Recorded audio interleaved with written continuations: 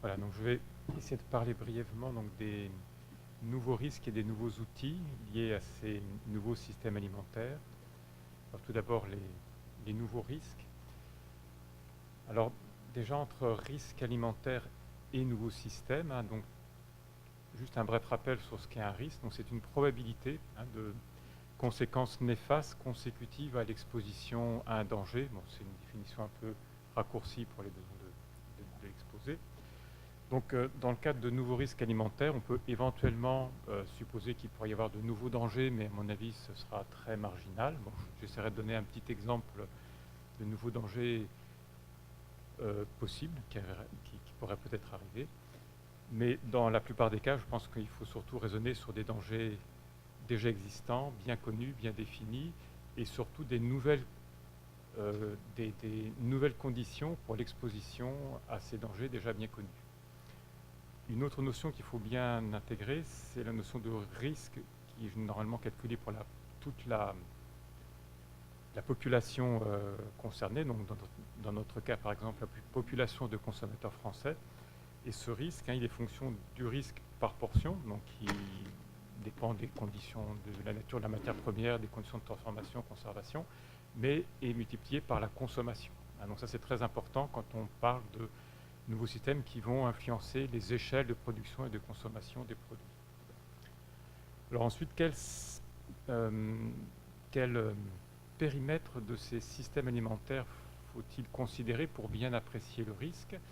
Alors, je pense qu'il est très important de ne pas s'arrêter strictement à l'aliment et au procédé de transformation de l'aliment, ne pas s'arrêter non plus aux pratiques des filières ou des systèmes, et de prendre globalement tout le contexte socio-économique et politique, parce que c'est dans ce cadre-là un peu ce que j'appellerais les deuxième et troisième cercles que vont se définir les mesures de gestion des risques, les mesures de maîtrise de ces risques et surtout leur plus ou moins bonne application. Et c'est l'existence de ces mesures qui va finalement quand même jouer un très grand rôle sur l'importance du risque. Voilà. Pour un aliment et un procédé, pour des aliments et des procédés identiques, on comprend bien que si les systèmes de gestion du risque marchent bien ou mal, on n'aura pas le même risque in fine pour le consommateur. Alors ensuite, quelles sont les grandes tendances que j'ai considérées dans les nouveaux systèmes alimentaires? Alors c'est pas du tout, enfin moi je suis microbiologiste, alors c'est quelque chose que je vois d'assez extérieur, donc j'ai fait un choix un peu arbitraire. Donc c'est quand même plus de végétal, ça c'est quelque chose qui semble assez établi dans les tendances. Il y a même eu un interview récent du PDG de Danone qui estimait qu'il y aurait de plus en plus de végétal dans l'alimentation. De nouvelles sources de protéines aussi. La question du recyclage, de l'économie circulaire qui était bien évoquée dans les séquences précédentes. On aura aussi sans doute de plus en plus d'intégration de production animale et végétale. Alors ça, pour des raisons de durabilité des systèmes agricoles. On a notamment parlé aussi de la production de proximité, des marques locales, de la réduction d'échelle. Ensuite, on a aussi beaucoup parlé du faire soi-même, des micro-productions, des micro-élevages, notamment des poules, la consommation collaborative. Alors là, je vais retrouver dans une prospective du ministère de l'Industrie de 2015 qu'il y avait à peu près 12% des consommateurs interrogés qui estimaient avoir participé à de la consommation collaborative pour des repas préparés. Voilà. Donc ça fixe un petit peu les idées. Et puis quelque chose, alors là je n'ai pas de chiffres, mais quand on regarde un petit peu les forums, les blogs, les sites internet sur ces nouvelles tendances alimentaires, il y a une espèce d'attrait des microbes. Le microbe vu comme très positif et plus comme un danger potentiel pour la santé. Puis la dernière tendance, je pense qui peut être importante pour les risques, c'est ce que j'appelle entre guillemets l'ubérisation, que je prends au sens où, disons, on a un remplacement d'emplois salariés ou d'artisans bien installés dans des professions de type réglementé par des auto-entrepreneurs à temps très partiel. Donc, quel impact cela peut avoir sur leur formation à la maîtrise des risques, où sont les responsabilités concernant la sécurité sanitaire des aliments? Ça, c'est des questions que je laisse avec des points d'interrogation parce que ce n'est pas du tout mon domaine, mais je pense qu'il est important de les avoir en tête. Voilà. Alors, par contre, déjà d'emblée, ce qui est certain, c'est que s'il y a plus de végétal, normalement, on devra avoir moins de matières premières qui sont des réservoirs de zoonoses, parce qu'une bonne partie des micro-organismes pathogènes transmis par les aliments sont en fait, ont leur réservoir, sont des micro-organismes portés par les animaux de rente, hein, volailles, bovins, etc., ou petits ruminants. Donc plus de végétal veut dire moins forcément déjà d'exposition à ce type de danger. Par contre, quand on va dans les zones un petit peu de faire soi-même, consommation collaborative, on doit quand même à un moment plus ou moins sortir ce que j'appellerais le système officiel de gestion des risques. Hein, donc on va sans doute aller vers des systèmes où on aura une moins bonne maîtrise des risques. Alors là, je vais illustrer ces considérations générales par quelques exemples. Alors d'abord, si on parle un petit peu de la réduction d'échelle jusqu'à des autoproductions, donc, ou des micro-productions, déjà on peut s'attendre à ce qu'il y ait une faible maîtrise de la qualité des matières premières, hein, du fait de la moindre capacité ou la non-capacité des acteurs, des producteurs à imposer des cahiers des charges, à imposer des tests sur la qualité sanitaire de leurs matières premières, des absences de pratiques de type HACCP, donc des pratiques de maîtrise de la qualité sanitaire codifiées et avec un bon enregistrement de ce qui s'est passé pendant les procédés. Et puis on sait, ça c'est bien connu, c'est déjà très bien étudié, la conception hygiénique des cuisines domestiques, c'est quelque chose qui est difficile, ça ne marche pas très bien. Hein, voilà. Alors donc du coup, en conséquence, quels sont les dangers auxquels l'exposition pourrait augmenter? On peut supposer les contaminants chimiques via les matières premières, hein, par exemple il y a eu un compte-rendu d'épidémie, je voyais aux États-Unis, pour des compléments alimentaires fabriqués avec des matières premières végétales importées d'Inde qui étaient farcis d'un cocktail de métaux lourds qui a conduit à des empoisonnements très graves, hein, sans doute parce que les végétaux avaient été cultivés dans des zones très polluées.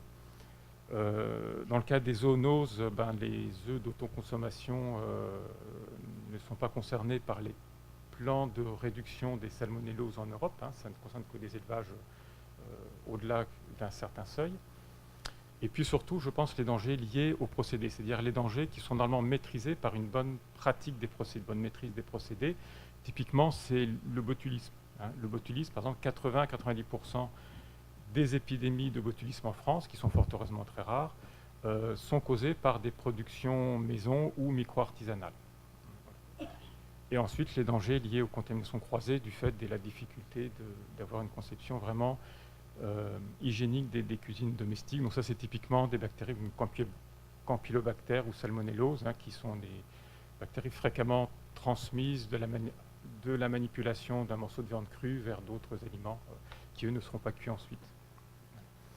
Alors, un exemple que j'ai trouvé assez illustratif, alors c'est aussi aux États-Unis, hein, parce qu'il y a des très bons rapports d'épidémiologie, mais qui montrent bien ces difficultés de maîtriser quelque chose en se basant simplement sur l'expérience. Voilà, c'est une dame qui a été interrogée suite à une épidémie au botulisme, où elle explique que pendant 25 ans, elle appliquait la même recette de tofu fermenté, et que cette préparation particulière qui a causé l'épidémie n'était pas notablement différente. Voilà, alors c'est toute l'ambiguïté d'une notablement différente.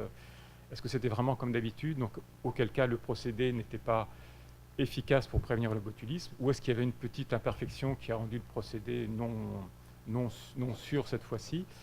Hein, voilà, ça on ne peut pas savoir sans un système de type HACCP qui permette de bien enregistrer tout ce qui s'est passé. Aussi, ça pose la question de la petite production. Hein, vous voyez, donc, d'une part, sur une petite production, on peut avoir un procédé qui n'est pas sûr, hein, mais qui statistiquement n'a jamais posé de problème, puisque la production était trop petite pour provoquer des intoxications. Donc, d'une part, ça peut donner un faux sentiment de sécurité, hein, un faux sentiment d'efficacité du procédé. Par contre, on peut aussi considérer d'un point de vue sécurité, santé publique, que comme ce sont de toutes petites productions, c'est un risque, je ne dirais peut-être pas acceptable, mais négligeable par rapport à des soucis plus importants. Et par contre, ces petites productions ont certainement un moindre risque liées à l'agrégation de l'eau différente, hein, ce qui de fait réduit quand même l'impact d'une contamination d'un lot sur l'ensemble de la production. Donc globalement, on peut imaginer que si ce type de petite production venait à se multiplier, on aura peut-être finalement plus de toutes petites épidémies, voire de cas sporadiques, qui sera peut-être plus difficile à détecter et à caractériser. Ensuite, j'ai pris un autre exemple concernant les aliments fermentés comme nouveau procédé, parce que c'est quelque chose donc, qui tend, alors si on en croit ce qu'on voit sur Internet, hein, à se développer en termes de production maison. Alors, les dangers concernant les aliments fermentés sont bien connus parce qu'il y a une très grande diversité d'aliments fermentés de par le monde. On sait d'une part que les matières premières contaminées, souvent la fermentation n'élimine pas les bactéries pathogènes présentes, comme des salmonelles par exemple. Et ensuite, il y a des pathogènes plutôt liés à la fermentation. Alors évidemment, toujours le botulisme, une fermentation mal conduite peut donner lieu à du botulisme, mais aussi des bactéries un peu exotiques qui causent des intoxications gravissimes, mais dans des pays plutôt tropicaux, comme l'Asie du Sud-Est, la Chine. Il y a eu un cas en Afrique il y a quelques années. Mais bon, après tout, si ces pratiques de fermentation venaient à être importantes en Europe, ça pourrait peut-être arriver, auquel cas on aurait une espèce de nouveau danger chez nous. Voilà. Et puis des questions sur l'innocuité des flores de fermentation, par exemple avec les fermentations de beaucoup de pays tropicaux qui sont alcalines à partir de bacillus, qui sont souvent un statut un peu hybride entre probiotiques mais aussi pathogènes pour certaines souches chez nous, donc qui sera la frontière entre le ferment et le danger microbiologique. Voilà. Par contre, toute cette promotion de produits fermentés maison, c'est quand même très souvent des végétaux. Hein. Donc de fait, on aura toujours moins de risques de zoonoses alimentaires. Donc, alors, du coup, après, bon, je voulais juste... Voilà, donc après, sur ces fermentations, on a aussi ce système du fait maison, hein, du do-it-yourself, et vraiment une bonne illustration de cette absence de peur des microbes. Hein, voilà, on trouve des choses comme même pas peur, j'aime les microbes. Et par contre, ce qui est intéressant, c'est qu'il y a aussi beaucoup de recommandations sur ces sites. Hein. Donc, après tout, est-ce que ces recommandations sont vraiment efficaces, lues, mises en œuvre? Ça, c'est une question qui serait intéressante de creuser. Voilà, donc du coup, après qu'on a parlé de beaucoup de choses déjà, je peux passer. Alors, concernant les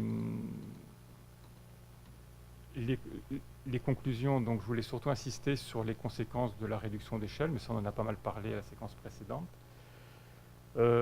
Un autre point alors aussi qui me paraît important, c'est si on imagine cette suite de multiplication de diversité des producteurs, c'est quelles seront leurs motivations, hein, et quelle sera la place de la maîtrise des risques dans cette motivation. Par exemple, je reprends ce cas du souhait de fermenter beaucoup, une gamme d'aliments la plus diverse possible, parce que les consommateurs sont convaincus que ces micro-organismes sont bons pour leur santé. Quelle sera leur attitude vis-à-vis de la maîtrise de dangers microbiens? Voilà. Donc ça, c'est quelque chose, je pense, qui mériterait d'être aussi étudié. Et puis un point que j'ai un peu évoqué, mais je pense qu'il est important, c'est dans ces nouveaux systèmes alimentaires moins formalisés que notre système classique, où se situe la responsabilité, parce que c'est un élément très important d'avoir bien identifié la responsabilité de chaque étape de la chaîne dans le bon fonctionnement de notre système qui garantit la sécurité sanitaire des aliments actuellement. Voilà.